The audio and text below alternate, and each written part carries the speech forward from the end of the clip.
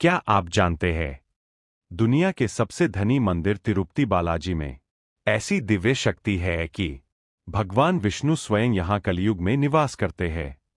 और सबसे हैरान करने वाली बात, लोग यहां अपने बाल क्यों मुंडवाते हैं?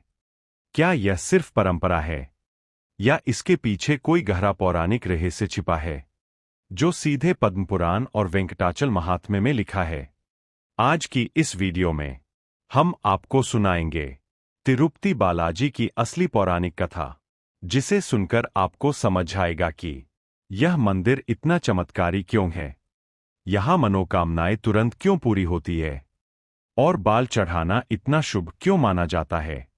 चलिए शुरू करते हैं। गोविंदा गोविंदा पद्म पुराण में आता है, एक बार ऋषि भृगु ने देवताओं की परीक्षा लेने का निश्चय किया। पहले वे ब्रह्मा जी के पास गए। ब्रह्मा जी ध्यान में थे, उन्होंने प्रतिक्रिया नहीं दी। भृगु क्रोधित हुए और कहा कि ब्रह्मा को पूजा का भाग नहीं मिलना चाहिए। फिर वे शिव जी के पास गए। शिव जी भी ध्यान में थे। भृगु ने उन्हें अहंकारी कह दिया। अंत में वे वैकुंठ पहुंचे। विष्णु भगवान लक्ष्मी जी की गोद में विश्राम कर रहे थे।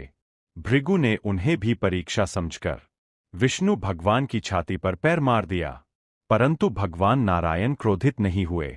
उन्होंने कहा, ऋषिवर, मेरे से किसी प्रकार की असुविधा तो नहीं हुई, आपका पैर तो मेरी कठोर छाती पर लग गया, कहीं दर्द तो नहीं हुआ।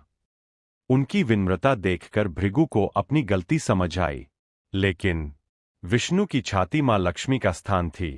भृगु के पैर मारने से वे नाराज हुईं और वैकुंठ छोड़कर पृथ्वी पर आ गईं। यहीं से तिरुपति की कथा शुरू होती है।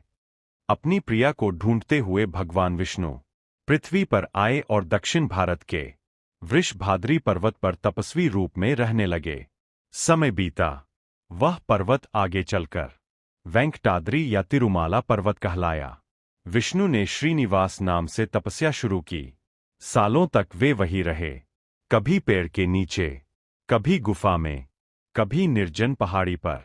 यात्रियों, ऋषियों और लोगों ने उनके दर्शन किए, लेकिन कोई न पहचान पाया कि यह स्वयं भगवान विष्णु है। एक दिन लोकपाल देव कुबेर ने श्रीनिवास की सेवा के लिए एक देवी रूपी गाय पृथ्वी पर भेजी। वह गाय रोज जंगल में जाती और चुपचाप अपना सारा दूध तप करते हुए भगवान श्रीनिवास पर उड़ेल देती। लेकिन गाय के मालिक को लगा कि चरवाहा दूध चुरा रहा है। एक दिन उसने चोरी पकड़ने के लिए चरवाहे को भेजा। जब चरवाहा पीछे पीछे गया